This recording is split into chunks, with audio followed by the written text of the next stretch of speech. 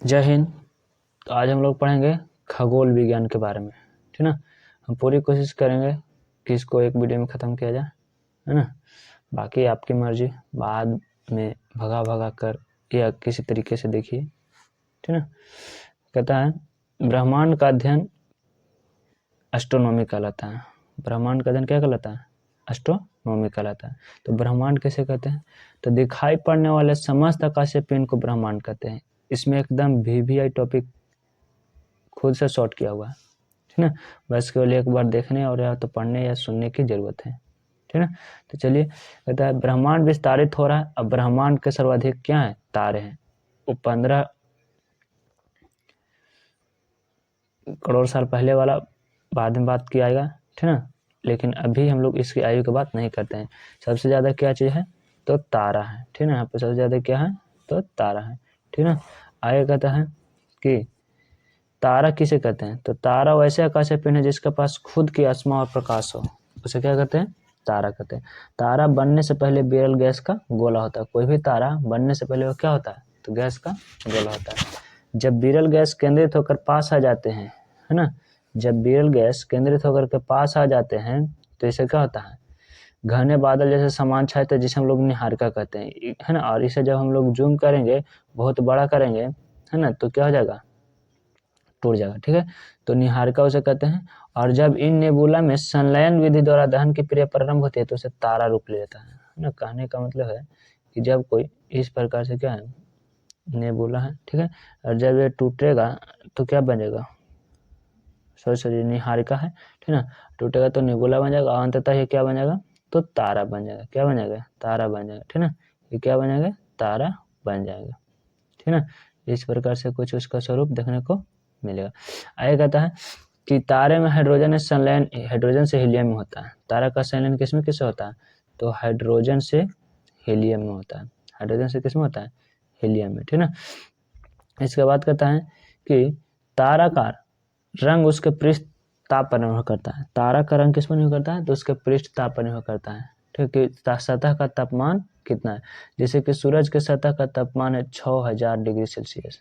कितना है? 6000 degree Celsius, है ना। देखो, कहता है कि अगर तारा का रंग देखिए कितना है ना। कहता है कि लाल रंग होगा तो कितना होगा? लाल रंग अगर होगा तो 6000 डिग्री सेल्सियस होगा उसका तापमान। और अगर सफेद रंग है तो समझो कि उसका तापमान मध्यम है। नीला रंग है तो समझो कि तापमान ज्यादा है, ठीक ना। तारा का भविष्य किस पर निर्भर करता है? तो उसका द्रव्यमान पर। तारा का कितना वजन है इस पर द्रव्यमान करता है कि वो कितना दिन तक चलेगा, ठीक ना। जैसे कि हम लोग कहते हैं इतना छोटा गैस लकड़ी है तो कम देर तक जलेगा, इतना बड़ा हो जाएगा तो और ज़्यादा देर, और ज़्यादा बड़ा हो जाएगा तो और ज़्यादा, है ना। जितना ज़्यादा बड़ा होगा उतना ज़्यादा मात्रा में क्या करेगा? ऊर्जा देगा, ठीक ना। और कहता है इसमें कि लाल दानव क्या है? तो जब तारा सूरज का ईंधन समाप्त होने लगता है ना, तारा यानी कि सूरज का ईंधन जब समाप्त होने लगता है लाल दानव का रूप ले लेता है। और लाल दानव का आकार क्या होने लगता है? बड़ा होने लगता है। जैसे कि पहले स्थिति में लाल दानव का द्रव्यमान सूर्य के द्रव्यमान के लगभग 1.44 गुना से छोटा होता है तो उसे श्वेत वामन कहते हैं। 1.44 से छोटा होता है तो उसे क्या कहते हैं? श्वेत वामन कहते हैं, ठीक ना। यानी कि इसे जीवाश्म तारा भी कहते हैं, ठीक ना। छोटा तारा अंतिम रूप से श्वेत वामन की अवस्था में ही चमकता है। जो आसमान में छोटे छोटे तारे दिखाई देते हैं वो किस अवस्था में चमकते हैं? तो श्वेत वामन के रूप में। उसके बाद एक आता है काला वामन। कौन सा? तो काला वामन, ठीक ना। श्वेत वामन जब चमकना छोड़ देता है तो वह काला वामन का रूप ले लेता है। और इस प्रकार से छोटे तारे को क्या होता है? अंत। जब श्वेत वामन चमकना छोड़ देता है तो काला वामन होता है, और काला वामन करते करते तारा का क्या होता है? अंत हो जाता है, ठीक है। और इसके बाद आता है दूसरा स्थिति में कि यदि तारा लाल दानव के द्रव्यमान सूर्य के द्रव्यमान के 1.44 से ज्यादा है, यानी कि लगभग इसको हम लोग कहते हैं 1.5 गुना। कितना कहते हैं? 1.5 गुना, ठीक ना। इससे अधिक हो, ठीक ना, इससे अधिक होगा तो उसे क्या कहते हैं? अभिनव तारा। जबकि कम हो तो उसे क्या कहते हैं? लाल दानव, ठीक ना, श्वेत वामन, ठीक है। कहता है अभिनव तारा यानी कि सुपरनोवा। अभिनव तारा कहने का मतलब क्या होता है? सुपरनोवा, है ना। इसमें कार्बन जैसे हल्के हल्के तत्व होते हैं और लोहा जैसा भारी भी तत्व बदलने लगता है। सब कार्बन जैसे हल्के तत्व लोहा जैसा बदलने लगता है, जिस कारण विस्फोट करने लगता है और अंततः इसे विस्फोटक तारा भी कहते हैं। अभिनव तारा को क्या कहते हैं? विस्फोटक तारा कहते हैं। और विस्फोटक के बाद है न्यूट्रॉन तारा का रूप ले लेता है। किस तरह का रूप लेता है? न्यूट्रॉन तारा। अर्थात न्यूट्रॉन तारा किसे कहते हैं? तो न्यूट्रॉन तारा कहने का मतलब है कि जब लाल दानव टूट करके क्या बनता है? छोटे छोटे होता है ना, न्यूट्रॉन के रूप लेते तो हम लोग न्यूट्रॉन तारा कहते हैं। इसका आकार छोटा होता है लेकिन घनत्व क्या होता है, ऊंच होता है। घनत्व क्या होता है, ऊंच होता है, ठीक है।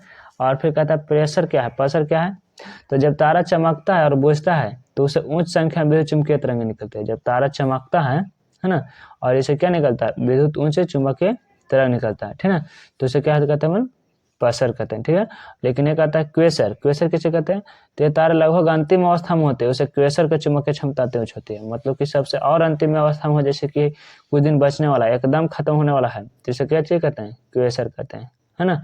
और इसके बाद आता है ब्लैक होल। ब्लैक होल क्या है, इसका घनत्व अति ऊंच होता है, यह प्रकाश से कभी गुजरने नहीं देता। और इनकी खोज चंद्रशेखर ने की थी, जो कि भारतीय वैज्ञानिक थे, है ना। इस तरह से, ठीक है। ब्लैक होल को चुंबकीय क्षमता बहुत ज्यादा होता है। ब्लैक होल की चुंबकीय क्षमता क्या होती है, बहुत ज्यादा होती है। श्वेत बामन और काला बामन को अपनी ओर खींच लेता है, अतः तारों का अंत ब्लैक होल के रूप में हो सकता है ना। इसलिए कहा जाता है कि ब्लैक होल के एक चम्मच का वजन, एक चम्मच का वजन 10,000 हाथी के बराबर हो सकता है ना, हो सकता है, मतलब कि बहुत ज्यादा भारी होता है। इसके बाद आता है चंद्रशेखर सीमा। सूर्य के द्रव्यमान के 1.5 गुना कुछ क्या कहते हैं, चंद्रशेखर सीमा कहते हैं, ठीक है। लाल दानों के बाद तारों का भविष्य चंद्रशेखर सीमा पर निर्भर करता है ना। किस पर निर्भर करता है, तो चंद्रशेखर सीमा पर। लाल दानों का आकार बहुत ही बड़ा हो जाता है। सूर्य जब लाल दानों का रूप लेगा तो वह अपने समीप के 4 ग्रहों को जला देगा, है ना। कौन कौन से ग्रह, तो हमारा सौरमंडल पाठ में पढ़ेंगे, जो कि आगे है, ठीक है ना। आगे कहता है कि व्हाइट होल क्या है, यह एक परिकल्पना अर्थात एक कल्पना है केवल, जिसे मान लिया जाता है कि सभी प्रकाश एक ही बिंदु से आ रहे, ठीक है। अभी जो बात हम लोग पढ़े उसको हम लोग चित्र के माध्यम से देखते हैं। जैसे कि देखिए, है ना, बहुत साल पहले क्या है, तो विरल गैस है। विरल गैस किसका रूप लेगा, निहारिका का। निहारिका फिर क्या बनेगा, टूट करके तारा, है ना। इसका मुख्य ऊर्जा का स्रोत तो प्लाज्मा था। अगर मास, इसका द्रव्यमान 1.4 से क्या होगा, छोटा होगा, है ना, तो अलग प्रकार से बनेगा, लाल दानों के रूप में बनेगा, ठीक है। और श्वेत वामन फिर बन जाएगा, और श्वेत वामन से होकर के लाल वामन, और अंततः खत्म हो जाएगा, ठीक है। लेकिन अगर 1.44 से बड़ा होगा तो बड़ा तारा बनेगा, फिर न्यूट्रॉन में टूटेगा, फिर ब्लैक होल बनेगा, और प्रेशर या क्वेसर बनेगा, यहाँ पर कहा जाएगा तारा खत्म। तो वही सब बातों के यहाँ पे चित्र में एक्सप्लेनेशन था। अब आता है अगला टॉपिक, आकाश गंगा। क्या आता है, आकाश गंगा। अगला टॉपिक क्या है हमारा, आकाश गंगा क्या है, यानी कि गैलेक्सी, ठीक ना। गैलेक्सी कहने का मतलब क्या है, गैलेक्सी किसको कहते हैं, ब्रह्मांड में तारों के असंख्य समूह को गैलेक्सी कहते हैं। ब्रह्मांड में तारों के असंख्य समूह, करोड़ों अरबों तारों के समूह को क्या कहते हैं, गैलेक्सी कहते हैं, यानी आकाश गंगा, ठीक है। आकाश गंगा के आकार सर्पिला कार होता है। कैसा होता है, तो सर्पिला कार होता है, यानी कि चित्र के अनुसार। और सर्पिलाकार भुजा के किनारे पाया जाता है, और जैसे तारों की आयु बढ़ती है वह आकाश गंगा के मध्य में जा लेते हैं, अर्थात इस प्रकार से होता है ना। और तारों की जैसी उम्र बढ़ती है तो कहाँ जाने लगती है, मध्य की ओर, यानी बीच में जाने लगती है। आकाश गंगा के मध्य भाग में बल्ज कहते हैं। आकाश गंगा के मध्य भाग को क्या कहते हैं, बल्ज। यहाँ पर जगह को क्या कहते हैं, बल्ज कहते हैं, ठीक है। और उसके बाद कहता है कि बल्ज में तारों की संख्या अधिक होती है। बल्ज में तारों की संख्या होती है अधिक। आकाश गंगा का निर्माण आज से 12 बिलियन साल पहले हुआ था।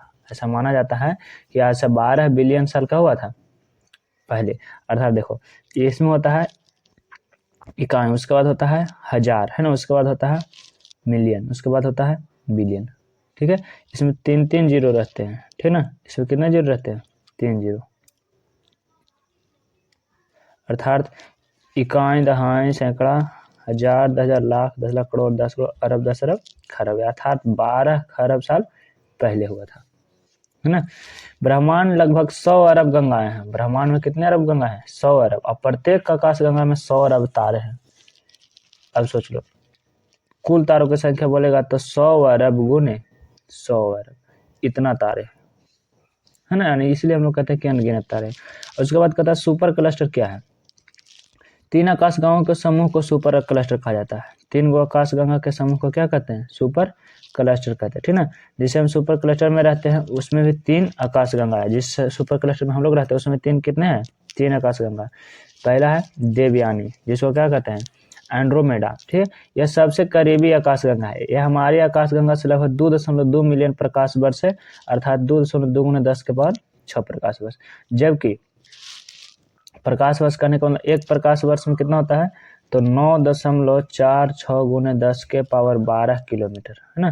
जबकि प्रकाश, सोचो प्रकाश वर्ष किसे कहते हैं, तो प्रकाश वर्ष मतलब कि प्रकाश द्वारा एक साल में, है ना, प्रकाश द्वारा एक साल में जितनी दूरी तय करते हैं उसे कहते हैं प्रकाश वर्ष, है ना। प्रकाश कितना रफ्तार से चलता है, अब सोच लो, है ना, 1 सेकंड में 3 लाख किलोमीटर, है ना, अर्थात बहुत ही दूर है हमारी देवयानी आकाशगंगा, है ना। दूसरा निकटतम आकाशगंगा का नाम क्या है, NGC M33, ठीक है ना। वैज्ञानिक तरह से नाम रखा है, यहाँ पे कोई शब्द नहीं। और सूर्य जिस आकाशगंगा में उसे कहते हैं मंदाकिनी, सूर्य जिस आकाशगंगा से क्या कहते हैं, मंदाकिनी। चित्र से समझने की कोशिश, है ना।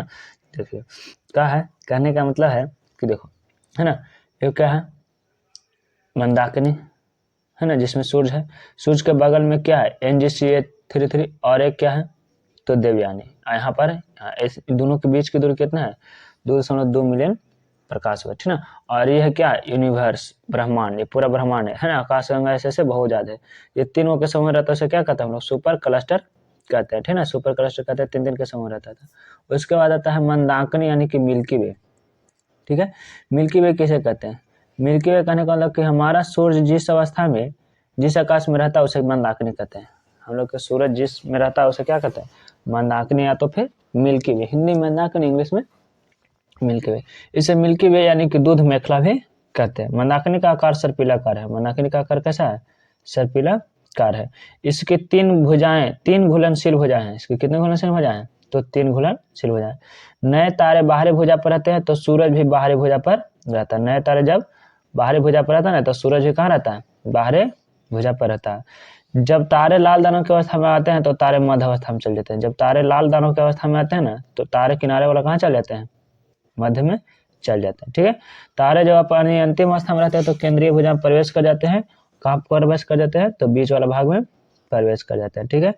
और इसके बाद आता है, वो कहता है कि मंदाकिनी के केंद्रीय भाग को बल्ज कहते हैं, है ना। सभी के केंद्रीय भाग को क्या कहते हैं, बल्ज कहते हैं। यहाँ पर बीच वाला भाग को क्या कहते हैं, तो बल्ज कहते हैं, ठीक है ना। किनारे से तारा कहाँ चल जाएगा, बीच में। कब, जब खत्म होने के बाद हम रहेगा तब। बल्ज में ब्लैक होल पाए जाते हैं, और ये ब्लैक होल श्वेत बामन और काला बामन को भी खींच लेता है ना। ब्लैक होल इतना पावरफुल होता है कि अपने और कहाँ, काला बामन और श्वेत बामन दोनों क्या कर लेता है, खींच लेता है ना। अर्थात तारा का अंत ब्लैक होल में ही जाकर होता है। सूर्य अपनी मंदाकिनी का चक्कर एंटी क्लॉकवाइज लगाता है। देखो ये मंदाकिनी है ना, और यह सूरज। क्लॉकवाइज करने के लिए घड़ी का दिशा, तो घड़ी किस प्रकार से चलती है, इस प्रकार से, इस दिशा में चलते हैं। तो सूरज क्या करता है, सूरज इसको विपरीत दिशा में चलता है, अर्थात इस दिशा में चक्कर लगाता है। कितना के स्पीड से, तो 250 किलोमीटर प्रति सेकंड, 250 किलोमीटर प्रति, धाए से भागता होगा था 1 सेकंड में 250 किलोमीटर, है। आया कहता है कि इसे एक चक्कर पूरा करने में 25 करोड़ साल लग जाते हैं, एक मंदाकिनी में, है ना। इसको घूमने में सूरज को कितना सा लग जाता है, 25 करोड़ साल। अब सोचो हम लोग अगर घूमते हैं हवाई जहाज से, अपना की सबसे ज्यादा स्पीड से चलने वाला सुपरसोनिक जेट से, फिर भी नहीं घूम पाते हैं। इस तरह से यानी कि बहुत तेजी से बाढ़ चल रहा है। सूर्य की सबसे करीबी तारा प्रोक्सिमा सेंचुरी, और सूर्य के सबसे नजदीक तारा जो उसको क्या नाम है, प्रोक्सिमा सेंचुरी। अब कहता है कि तारामंडल क्या है, तो सूर्य से दूरी पर स्थित तारों के समूह को क्या कहते हैं, तारामंडल कहते हैं। और इनकी संख्या कितनी है, 88। कहीं कहीं अभी इसकी संख्या 89 भी देने लगा, ठीक है। सेंट्रो तथा हाइड्रा सबसे बड़ा प्रमुख तारामंडल, सबसे प्रमुख तारामंडल कौन है, सेंट्रो तथा हाइड्रा, है ना। इसमें भी सबसे बड़ा कौन है, तो तारामंडल हाइड्रा तारामंडल सबसे बड़े हैं, सबसे बड़ा है। उसके बाद आता है ध्रुव तारा, पोलर स्टार, क्योंकि ये देखने में सीआर के जैसा लगता है इसलिए पोलर स्टार कहते हैं, और ध्रुव तारा बोलते भी हैं इसको। भारतीय दर्शन शास्त्र के अनुसार पालक ध्रुव से भी जोड़ा जाता है इस कहानी को। यह सदैव उत्तर दिशा में दिखता है। ध्रुव तारा कहाँ दिखता है, उत्तर दिशा में। नक्शा में ऊपर में उत्तर रहता है, नीचे में दक्षिण, इधर में पूरब और इधर में पश्चिम, अर्थात घर की ओर दिखाई देगा। प्राचीन काल में इसका उपयोग दिशा ज्ञात करने में किया जाता था। आखिरकार ध्रुव तारा का क्या उपयोग किया था, दिशा ज्ञात करने, है ना। जैसे कोई व्यक्ति जा रहा है इधर से, ठीक है, तो यहाँ पर उत्तर की ओर, तो उसे पता चल जाए कि हम किसे दिशा में जाना। दिन में तो सूरज से पता करेगा, तो रात में किसे पता करेगा, उत्तर दिशा से। अर्थात कहने का मतलब है कि उत्तर दिशा में मुड़ी कर लेगा तो उसका दाहिना हाथ जो है पूरब हो जाएगा और बायां हाथ पश्चिम हो जाएगा, पीठ दक्षिण हो जाएगा, है ना। इस प्रकार से जानकारी कर लेता है। इसके बाद क्या कहता है, इसके बाद कहता है कि हैटर तारामंडल क्या है, ठीक ना, नहीं साइरस तारा, ध्रुव के बाद क्या है साइरस, ठीक है, चाहे तो डेवंट स्टार कहते हैं इसे। यह सबसे चमकीला तारा है। कौन सबसे चमकीला है, साइरस। ओशियन के माध्यम से खोजा गया था। इसे किसी के माध्यम से खोजा गया था, ओशियन के माध्यम। हैटर तारामंडल यह शिकारी की तरह दिखता है। हैटर क्या कहता है ना, ऐसे मिर्ग भी कहते हैं। इसके तारों की संख्या सबसे अधिक है, जिसमें दक्षिण की तरह साइरस की तरह होता है, ठीक ना। देखिए जैसे कि चित्र में साइरस तारा है ना, या तो इसे मिर्ग भी कहते हैं। किस तरह से दिखता है, शिकारी की तरह दिखता है कि तीर लिए हुए है ना, और क्या कर रहा है, तीर से मार रहा है कुछ, ठीक है। इस प्रकार से क्या करता है, दिखता है, जिक्र वैसे ऐसे लोग कहते हैं, ऐसे मानना है। और आता है फिर बृहद सप्तऋषि या लघु सप्तऋषि। यदि सप्तऋषि दो प्रकार के, वो बृहद सप्तऋषि है वो लघु। इसमें 7 तारों का समूह होता है, जिसमें के ऊपर एक ठीक ध्रुव तारा अवस्थित रहता है। और लघु सप्तऋषि में भी 7 तारों का एक समूह होता है, किंतु सप्तऋषि से थोड़ा सा उल्टाकार में होता है और छोटा होता है ना। इन दोनों की सहायता से ध्रुव तारा को ढूंढा जा सकता है, जैसे कि चित्र में देखा जाए तो पता चलेगा, है ना। ये चित्र किसका है, इस तरफ वाला चित्र, ये चित्र जो है किसका है, बृहद सप्तऋषि का। यह तारा किसका है, लघु सप्तऋषि का। दोनों एक दूसरे के विपरीत हैं, जैसे कि इसका मुंह इधर किया जा रहा है तो इसका मुंह इधर किया जा रहा है, ठीक है। यहाँ पर बीच में क्या रहता है, ध्रुव तारा। क्या रहता है, ध्रुव तारा। तो ध्रुव तारा की पहचान लघु सप्तऋषि या बृहद सप्तऋषि से कर सकता है। इसको बताता है नक्षत्र किसे कहते हैं, है ना। कहावत हम लोग के प्रसिद्ध है कि कौन नक्षत्र में जन्म हुआ, ठीक है। सूरज के समीप तारों के बाद तारों के समूह को क्या कहते हैं, समीप तारों के, सूरज के समीप तारों के समूह के नक्षत्र कहते हैं। इनकी संख्या कितनी है, 27। और सूर्य एक महीने में लगभग 2 से लगभग 2.25 नक्षत्र पार कर जाते हैं। अब भारत ज्योतिषी पर इसका प्रभाव देखा जाता है, और इसलिए कहा जाता है कि कौन नक्षत्र में जन्म हुआ, ताकि देख रेख पता किया जा सके कौन नक्षत्र उस समय सामने में गुजर रहा था, है ना, जिसका प्रकाश या छाया तुम्हारे ऊपर पड़ा। और इसी की वजह से कुंभ राशि, मनु राशि, मीन राशि, तो सिंह राशि, तो तुला राशि, फलना राशि का प्रभाव पड़ता है। और इसी को एस्ट्रोनॉमी के, है ना, पलामेस्ट्री में इसको अध्ययन करते हैं, हस्तरेखा में अध्ययन करते हैं, ठीक है। और इसके बाद आता है हमारा कि ब्रह्मांड की उत्पत्ति का सिद्धांत। हालांकि ये सभी बहुत बड़े बड़े टॉपिक है, लेकिन हम कोशिश करें कि एक ही वीडियो में शॉर्ट किया जाए, ठीक है। तो नोट से पढ़ा दे। बेल्जियम के पादरी जॉर्ज लेवेंजिए तेरे, ठीक है, जिसे शॉर्ट में लेमन तेरे बोल दिया जाता है, महाविस्फोट यानी कि बिग बैंग की थ्योरी देते हैं। कौन, तो बेल्जियम के पादरी, है ना। ईसाई धर्म में जो पुजारी रहता है उसे क्या कहा जाता है, पादरी कहा जाता है, ठीक है। कहते हैं कि 15 बिलियन बरस पहले एक अति उच्च घनत्व वाला तारा में महाविस्फोट हुआ, और इसी विस्फोट के फलस्वरूप कई आवेशित कण जैसे कि इलेक्ट्रॉन, प्रोटॉन, न्यूट्रॉन, है ना, etc का निर्माण हुआ। और इसी विस्फोट के बाद स्पेस का निर्माण हुआ तथा समय की गणना प्रारंभ हुई। किसके अनुसार से, है ना, तो जॉर्ज लेमन तेरे के अनुसार, है ना, जो कि अभी तक के सबसे सफल सिद्धांत बताते हैं। इनका सफल है काफी। कण आपस में संकेंद्रित होकर के तारे का निर्माण कर लिए। कण जो है इसका एक बड़ा था, विस्फोट कर गया, बहुत छोटे छोटे में बट गया, है ना, और छोटे छोटे फिर मिल करके एक हो गया, संकेंद्रित हो गया, जगह से तारा बन गया। क्या बन गया, तारा, है ना। कई तारे मिलकर एक आकाश गंगा बन गए, और 3 आकाश गंगा मिलकर के सुपर क्लस्टर बन गए, और सुपर क्लस्टर मिलकर ब्रह्मांड बन गया। हब्बल नामक वैज्ञानिक ने बताया कि ब्रह्मांड विस्तारित हो रहा है, और अंतरिक्ष में छोड़े गए हब्बस नामक दूरदर्शी से इसका विस्तार का पता चलता है ना। एक हबिस नामक हब्बस के नाम पर कैसे छोड़ा गया, सैटेलाइट छोड़ा गया, जिससे पता चलता है कि ब्रह्मांड क्या हो रहा है, विस्तार हो रहा है। विद्वानों का मानना है कि ब्रह्मांड को विस्तारित करके कोई शक्ति तो जो है खींच रही है, और जब यह शक्ति समाप्त होगी तो ब्रह्मांड पुनः सिकुड़ना चालू हो जाएगा, और सिकुड़ करके पुनः प्रारंभिक अवस्था में चल जाएगा, और इसको कहते हैं सुपर क्रंच। क्या कहते हैं, है ना। कहने का मतलब है कि ना, जितना भी तारा था सब क्या होगा, संकुचित हो जाएगा, और सब संकुचित होकर के एक हो जाएगा, और पूरा ब्रह्मांड क्या हो जाएगा, एक हो जाएगा, है ना। सब सड़ जाएंगे जैसे कि एक समय में था। किसके अनुसार था, जॉर्ज लेमन तेरे के अनुसार। और फिर क्या हो जाएगा, इसे कहते हैं सुपर क्लस्टर। क्या कहते हैं, सुपर क्लस्टर, जैसे कि चित्र के समझ सकते हैं। बिग बैंग थ्योरी, है ना, 15 अरब साल पहले की घटना है। इसमें 10 बिलियन के बाद बता कि ये सभी कण, इलेक्ट्रॉन, प्रोटॉन, न्यूट्रॉन टूट जाते हैं, और इससे क्या का निर्माण होता है, तो तारा का निर्माण होता है। और उसके बाद तारों के समूह से आकाशगंगा का निर्माण होता है, और जब 3 आकाशगंगा मिल जाते हैं तो उसे कहते हैं हम लोग क्लस्टर, है ना। क्लस्टर का अपना क्या होता है, क्लस्टर में से उसमें होता है ब्रह्मांड, और इसके बाद क्या होता है, ब्रह्मांड से ग्रह, उपग्रह, तारामंडल, सौरमंडल, ठीक है ना।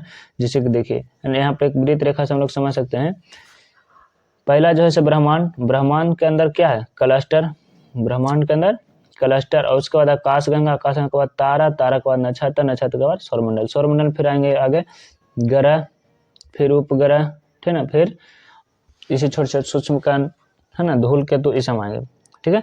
आगे कहता है सौरमंडल का सिद्धांत, सूर्य तथा उसके आसपास के क्षेत्रों को सौरमंडल कहते हैं। सौरमंडल कैसे कहते हैं, सूर्य तथा उसके आसपास के क्षेत्र को सौरमंडल कहते हैं। फिर कहता है कि मोनोस्टार क्या है, एक तारा सिद्धांत, इसके ध्यान के अनुसार सौरमंडल का निर्माण किसी सूर्य के टुकड़े से हुआ है, और इसको सिद्धांत को दो विद्वान ने दिया है। पहला कि इसे कांट महोदय कहते हैं, इनके अनुसार सूर्य के घूर्णन गति के कारण सूर्य के बाहरी परत अलग हो गया और ठंडा होकर ग्रह का निर्माण कर लिया। इस सिद्धांत को गलत मान दिया गया, किसके, तो गैसीय सिद्धांत के, है ना। दो विद्वान देते हैं, एक पहला देता है कि गैसीय सिद्धांत के सूरज के बाहरी कोरी क्या हो गया, अलग हो गया, जेकरा उससे ग्रह उपग्रह के निर्माण हुआ है। जबकि दूसरा सिद्धांत में बताते हैं निहारिका सिद्धांत, है ना, इसे लाप्लास ने दिया था, लाप्लास नामक, है ना, आदमी व्यक्ति ने दिया था, वैज्ञानिक जो थे, ठीक है। इसके अनुसार सूर्य की बाहरी परत ठंडी हो गई किंतु आंतरिक परत गर्म बनी रही, जिस कारण इसका बाहरी परत टूट करके अलग हो गया और इसके अलग हुए ग्रहों से क्या हुआ, निर्माण हुआ। ये दोनों सिद्धांत नकार कर गया क्योंकि ग्रह की संरचना सूरज की संरचना से भिन्न पाई। दोनों उन्होंने कहा कि सूरज के संरचना से बना है, ठीक ना, लेकिन दोनों को क्या हो गया, नियम गलत हो गया। जैसे कि पहला कांट गैसीय के नियम, है ना, कहते हैं क्या कि सूरज के बाहरी परत ठंडी हो गई और वो हट करके और ग्रह का निर्माण किया, और इसमें कहते हैं कि अंदर वाला भाग गर्म, बाहर वाला भाग गर्म रह गया, है ना, और जम गया धीरे धीरे, और अंदर वाला भाग बहुत ही गर्म रह गया, इसकी वजह से टूट करके क्या निकले, ग्रह निकले, ठीक है। जबकि दोनों का सिद्धांत गलत मानेगा। उसके बाद आता है वो डबल स्टार थ्योरी। इस सिद्धांत के अनुसार क्या कहते हैं, सौरमंडल के निर्माण दो तारों से हुआ। इस सिद्धांत से दो विद्वानों ने दिया, पहला चैम्बर्सीन, पहला वैज्ञानिक का नाम क्या था, चैम्बर्सीन, है ना। इसके अनुसार सूरज के समीप एक विशाल तारा था जिसके गुरुत्वाकर्षण के कारण सूरज का ऊपरी भाग टूट गया और ऊपरी भाग अलग हो गया। सूरज का ऊपरी भाग टूट गया और ऊपरी भाग क्या हो गया, अलग हो गया, और अलग हो गया तो क्या बन गया, सौरमंडल का निर्माण हो गया। इसके बाद जेम्स के अनुसार से क्या कहते हैं, जेम्स कहते हैं कि इसके अनुसार सूरज के समीप एक बहुत बड़ा तारा था जिसका गुरुत्वाकर्षण बल के कारण सूरज के ऊपरी भाग अलग कर दिया। गुरुत्वाकर्षण बल के कारण इसको कैसे कर दिया, टकरा अलग कर दिया, और इससे बहुत बड़े भाग में सूरज को अलग कर दिया, जिससे बड़े बड़े ग्रह का निर्माण हुआ, है ना। कहते हैं क्या कि सूरज से टकरा के अलग हो, जगह से बहुत बड़े बड़े, फिर भी लेकिन इन दोनों सिद्धांतों क्या कर दिया, गलत कर दिया, क्योंकि सूरज से बिल्कुल भिन्न होते हैं कौन, तो तारा, है ना। इसी को ऐसे कैसे कहता है, इस सब नियम को गलत माना जाता है। जैसे कि इनका भी नियम था कि सूरज से टूट टूट कर अलग हुए तारा के चैम्बर्सीन के अनुसार, और सूरज से कैसे होते हैं, कोई चीज टकराया जकरा वजह से कैसे हो गया है, अलग हो गया है सब, और इससे तारा का निर्माण हुआ। लेकिन सूरज में और तारा में गुण नहीं मिलता, जिसकी वजह से कह सकता है हम कि कैसे हो सकता है, दोनों कोई अलग है। तीसरा कहता है डबल स्टार थ्योरी के अनुसार क्या कहता है कि सिद्धांत के अनुसार सौरमंडल का निर्माण सूरज के अतिरिक्त दो तारों से हुआ, मतलब कि सूरज नहीं हुआ, सूरज के अलावे दो तारों से हुआ है। और इस सिद्धांत को लिलिटन ने दिया था, क्या नाम था वैज्ञानिक का, तो लिलिटन, ठीक ना। इनके अनुसार सूरज के अतिरिक्त दो तारे थे जिसमें एक तारे में विस्फोट हो गया और सूरज के गुरुत्वाकर्षण से सूरज के समीप आ गए और उन्हीं से ग्रह का निर्माण हुआ, जबकि दूसरा तारा ब्लैक होल में विलीन हो गया। ये कुछ अलग प्रकार से सिद्धांत देते हैं, मतलब कि कहा जाए तो जिसको जो मन में ऐसे आकर के सिद्धांत दे रहा है, लेकिन ऐसा नहीं, वो भी कुछ लोग रिसर्च करके अध्ययन दे रहे, है ना, है ना। आएगा था इस सिद्धांत का मान्यता प्राप्त है, इस सिद्धांत को क्या है, मान्यता प्राप्त है, और ग्रह के स्वरूप विस्फोट तारा के समान है, ठीक है। जैसे कि लिल्टन का मान्यता प्राप्त है, अर्थात लिल्टन का बात सही है ना। जैसे कि सूरज है और सूरज के अलावा दो तारे और थे, है ना, जिसमें दोनों को टकराने से गुरुत्वाकर्षण के कारण क्या हुआ, छोटे छोटे ग्रहों का तारों का क्या हुआ, निर्माण हुआ, और एक तारा क्या हो गया, ब्लैक होल में चल गया। जैसे कि पिछले थोड़ा देर हम लोग पढ़े कि ब्लैक होल तारों को क्या करता है, अपनी ओर खींच लेता है। उसके बाद आता है हमारा सौरमंडल। यहाँ से छठा, सातवां, आठवां, नौवां, इस सब के ज्योग्राफी के लिए 10वां, है ना, काफी उपयोगी है, छोटे क्लास के लिए भी और बड़ा क्लास के लिए भी तो उपयोगी है ही, इसलिए थोड़ा सा ध्यान दे करके। सौरमंडल क्या कहता है, सूरज और उसके आसपास के ग्रह, उपग्रह, क्षुद्र ग्रह, धूमकेतु, उल्कापिंड, ऐसा को संयुक्त तो क्या कहते हैं, सौरमंडल। सौरमंडल के केंद्र में सूरज स्थित है, सौरमंडल के केंद्र में क्या स्थित है, सूरज स्थित है, ठीक ना।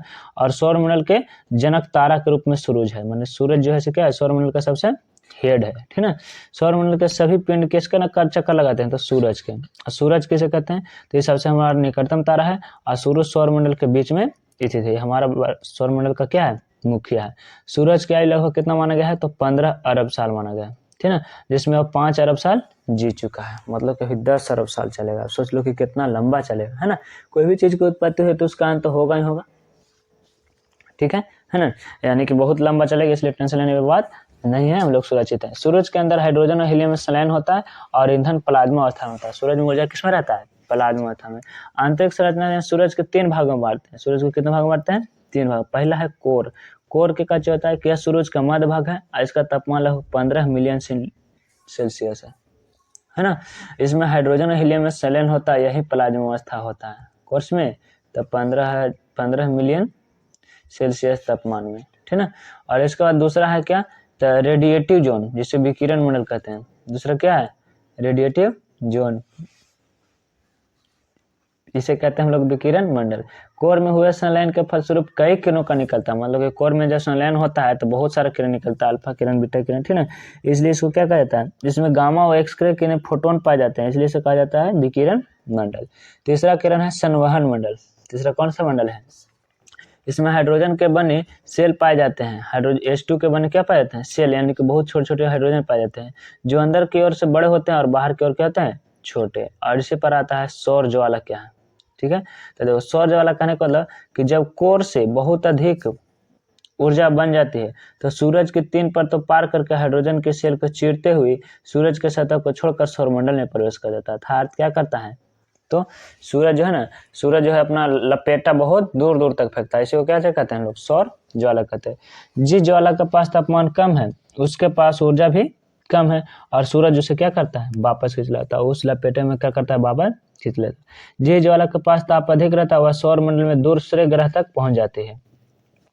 जब यह करीब के करीब से गुजरता है तो गुरुत्वाकर्षण के प्रभाव में आकर के नीचे गिरने लगता है, किंतु पृथ्वी पर वायुमंडल होती है जेकरा वजह से विचलित हो जाता है और पृथ्वी को जलने से क्या करता है? रोक लेता है ना।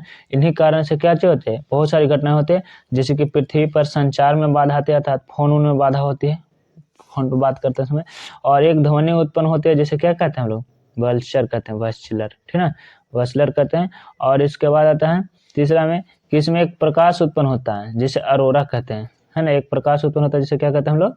अरोरा कहते हैं, ठीक है, अरोरा कहते हैं। और इस प्रकाश को अरोरा बोरियोरिस तथा दक्षिणी गोलार्ध में इस प्रकाश के अरोरा स्ट्रेसिस कहते हैं। मतलब कि अरोरा शब्द रहेगा ही रहेगा। उसके बाद कहता है कि सौर स्पॉट एंड सौर स्पॉट, है ना। Solar spot and sun spot. एक होता है हॉट स्पॉट, है ना।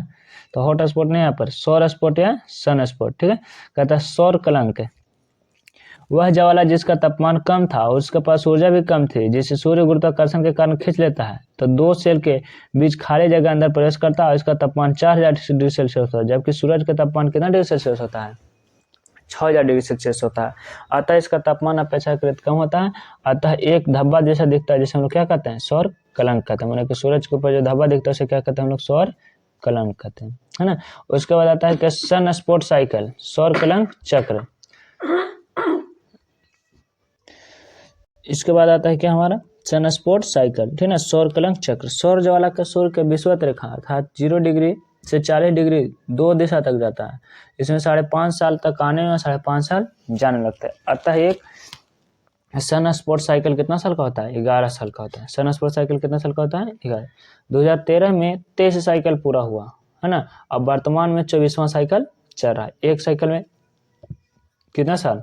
11 साल। तो 100 सोलर स्पॉट, है ना, होते हैं एक साइकिल में 11 साल, चाहे तो 100 सोलर स्पॉट। उसके बाद आता है चुंबकीय चाप, मैग्नेटिक आर्क, है ना। जब सन स्पॉट बनाता है तो वहाँ चुंबकीय क्षमता बढ़ जाती है। इन चुंबकीय किरणों के ध्रुव अपनी ओर खींच लेता है, जिसे मैग्नेटिक आर्क या चुंबकीय चाप कहते हैं। जैसे कि चित्र के माध्यम से समझिए। कहता है ना, सोलर सूरज है, क्या है यहाँ पर जो संरचना बताया गया है सो किसका है? सूरज का। इसके बीच में तापमान कितना होता है? ठीक है, तो 15 मिलियन सेंटीग्रेड, ठीक है, जिसमें हाइड्रोजन, हीलियम, प्लाज्मा हम क्या होते हैं? संलित होते हैं। और किससे? रेडिएटिव किरणें, बीच वाला भाग रेडिएटिव किरणें, जिससे क्या निकलता है? तो गामा किरणें और एक्स किरणें और फोटोन, ठीक ना। और इसके बाद कहता है तीसरा परत, जिसे कहते हैं क्या हम लोग? संवहन किरणें, है ना, जिसमें क्या होता है? किरणें लपेटा मारते हैं यहाँ पर से, ठीक ना, जिसे हम लोग कहते हैं सौर ज्वाला। इसका तापमान 7000 डिग्री सेल्सियस तक होता है, जबकि सोलर स्पॉट का तापमान 6000 डिग्री सेल्सियस, ठीक ना। इसमें क्या होता है कि सूरज पृथ्वी के अगर सीधे बाहर निकल गई माने कोई बाहरी ग्रह रहता है तो बाहर नहीं जाने देता है, बाहरी ग्रह रहता है तो बाहर जाने देता है, लेकिन ये जब हल्का ग्रह रहता है तो इस पर पड़ता है, बेचारा को नष्ट कर देता है। लेकिन पृथ्वी के तो वायुमंडल पाया जाता है, और वायुमंडल पाया जाता है तो सुरक्षा देता है, जेकरा से कैसे रहता है, सुरक्षित रहता है। ठीक है, इसके बाद आता है सूरज के बारे में कि सूरज की बाहरी परत है ना, उसके 3 बाहरी परतें हैं। पहला प्रकाश मंडल, पहला क्या है, प्रकाश मंडल। यह सूरज का दिखाई पड़ने वाला भाग है जिसका तापमान 6000 डिग्री सेल्सियस होता है, अर्थात प्रकाश मंडल का तापमान 6000 डिग्री सेल्सियस होता है। उसके बाद है वर्णमंडल, क्रोमोस्फेयर। यह बाहरी परत के मध्य भाग है जिसका तापमान 92,400 डिग्री सेल्सियस होता है। और इसके बाद आता है किरीट या मुकुट, जिसे कोरोना भी कहते हैं। ये कोरोना वायरस वाला नहीं, ठीक है। यह सूरज के सबसे बाहरी परत है जो लपट के समान होती है, जिसे केवल सूर्य ग्रहण के समय देखा जाता है, और इसका तापमान लगभग 27 लाख डिग्री सेल्सियस होता है ना। और इसके बाद सूर्य के बारे में सबसे महत्वपूर्ण बात आता है जैसे कि सूर्य में 75% हाइड्रोजन है, 75% हाइड्रोजन और 24% हीलियम, ठीक है ना। कहीं कहीं 71% हाइड्रोजन भी देता है, ठीक है, लेकिन यहाँ प्रकार है कितना, 75%। और इसके बाद शेष तत्वों की मात्रा 1% रहती है, हाइड्रोजन हीलियम के अलावा खर्च रहता है, और सब मात्रा 1%। सूरज का द्रव्यमान लगभग पृथ्वी से 3,32,000 गुना है, ठीक है। अब सोचो जितना बड़ा ज़्यादा है उतना ज़्यादा ईंधन रहेगा। और उसके बाद कहता है व्यास कितना गुना है, तो 109 गुना है, अर्थात विस्तारित हो रहा है। जब हम लोग पढ़ रहे थे तब व्यास 108 गुना था, है ना, अर्थात विस्तारित हो रहा है, ठीक है ना, 109 गुना बता रहा है। आगे कहता है कि गुरुत्वाकर्षण पृथ्वी से 28 गुना, गुरुत्वाकर्षण कितना है, 28 गुना। तो गुरुत्वाकर्षण कब किस पर डिपेंड करता है, बल पर, अरे द्रव्यमान पर। तो द्रव्यमान सूर्य का ज़्यादा है, और इसका घनत्व तो 20 गुना है पृथ्वी से। और सूर्य प्रति सेकंड कितना जूल ऊर्जा निकलते हैं, तो 10 के पावर 26 जूल, 1 सेकंड में इतना ऊर्जा निकालते हैं। सोच लो कितना ऊर्जा पृथ्वी पर बर्बाद हो रहा है सौर ऊर्जा के रूप में।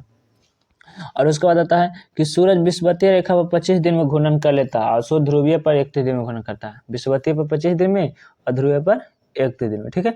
यहाँ पर सूरज के चित्र के माध्यम से समझाया गया कि सूरज है, ठीक है। सूरज के सबसे वाला बीच वाला भाग कोर, उसके बाद वाला रेडिएटिव, और बाद कंजक्टिव, ठीक है। कोरोना का तापमान 21 डिग्री सेल्सियस, जबकि मध्य भाग वाला 32,400 और सबसे किनारे वाला का 6,000 डिग्री सेल्सियस, ठीक है। तो थोड़ा सा लेते हैं रेस्ट, इसके बाद पढ़ेंगे ग्रह।